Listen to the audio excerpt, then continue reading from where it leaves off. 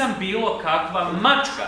Ja sam mačak. Ajde, molim vas, nađite mi negdje tako sličnog mačka koji ume da govori više jezika, koji je mudar, domišljat. Evo, nađite mi takvog mačka, molim vas. Evo, čekam vas.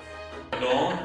Hoću reći, pardon, meine lady, da, ne, engleski. Pardon, meine dame, ne, odakle mi iskoči ovaj njemački. Hoću da kažem, bonjour, madame.